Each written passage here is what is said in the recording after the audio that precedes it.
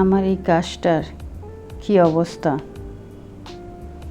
সব পাতাগুলো মরে ঝুলে আছে।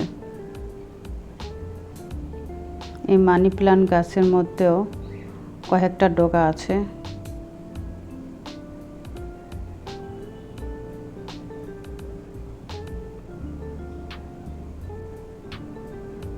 মাশাআল্লাহ, কত শিকড়।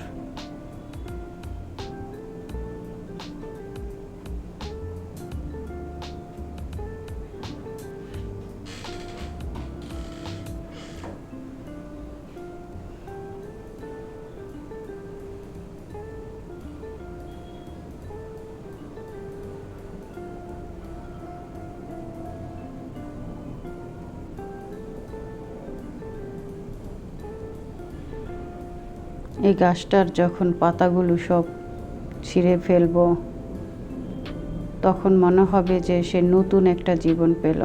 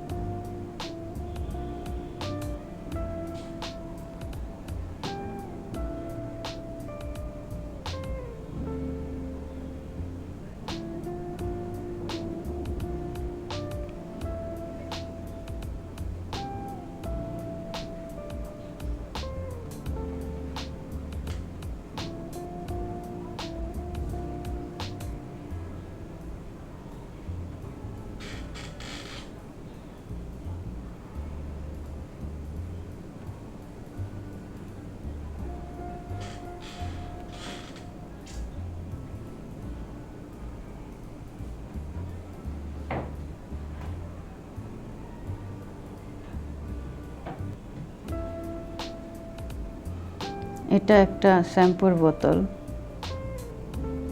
ধুয়ে পরিষ্কার করে নিলাম, পানির মধ্যে রাখবো।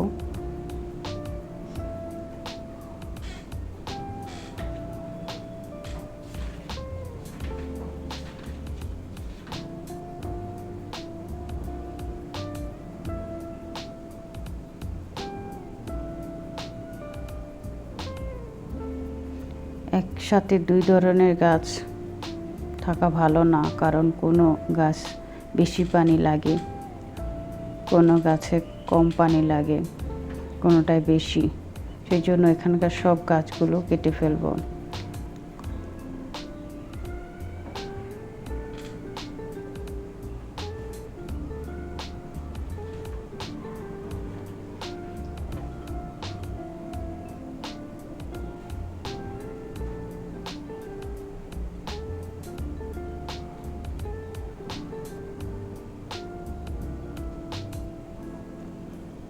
এই গাছগুলো এমন কাটলে আবার গজায়।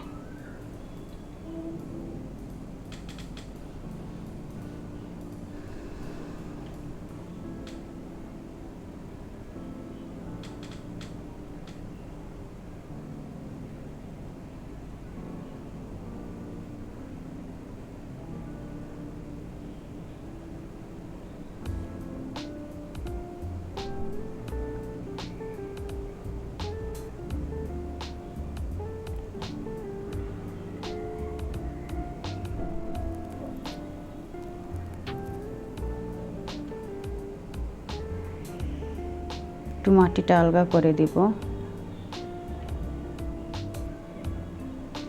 এই মাটিটা আলগা করে দেওয়ার জন্য গাছটা একদম ভালো করে সুন্দর করে গজাবে ভালো করে।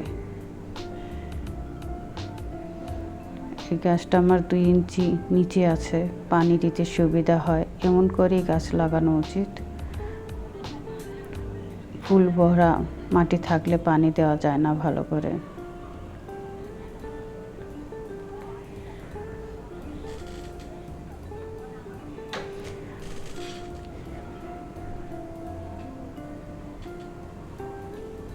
এটার মধ্যে আরেকটু মাটি লাগবে, আমি পরে দিয়ে দেব।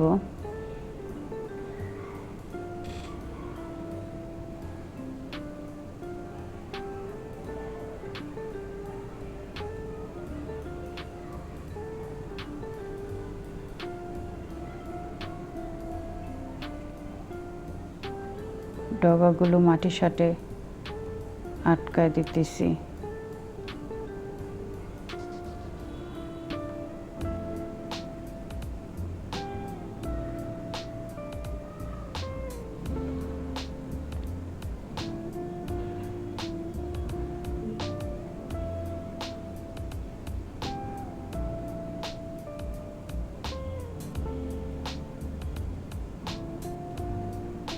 ডগাগুলোকে উপরে যে ডগাগুলো মাটির আমি একটু ঢেকে দেব। এখন এই গাছগুলো আগে পরিষ্কার করে নেই, তারপরে মানি প্ল্যান্টের পরিচর্যা করব।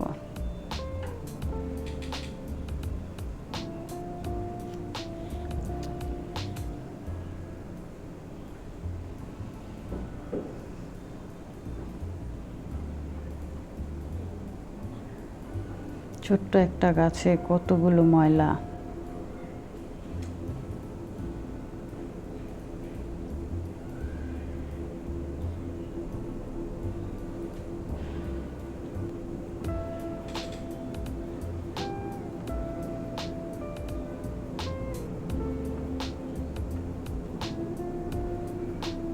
এই গাছটা এখন কত সুন্দর লাগছে, মাশাআল্লাহ। এটা একটা শ্যাম্পুর বোতল, এটা খোলা থাকলে কেমন দেখা যায়।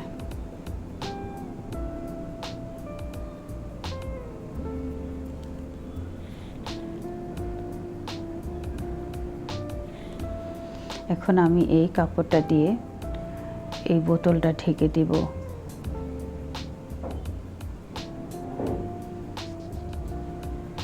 তখন আর কেউ বলতে পারবে না, ও শ্যাম্পুর বোতল।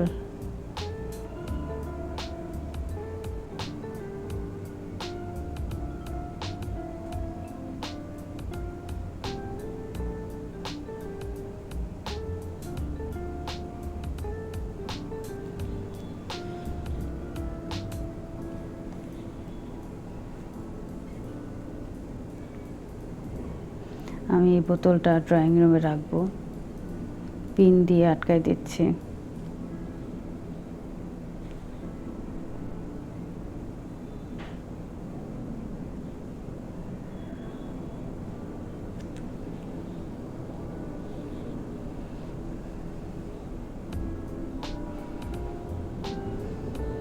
যে কোনো বোতলের উপর যদি এমন করে একটু ডেকোরেশন করা যায় তাহলে সুন্দর লাগে, কেউ কিছু বলতে পারবে না এটা কি প্লাস্টিকের বোতল না পানির বোতল কি।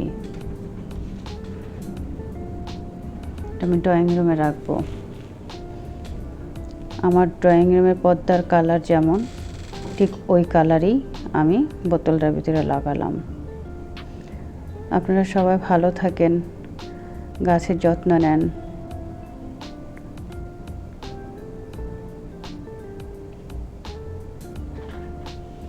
যে কি সুন্দর লাগছে এখন।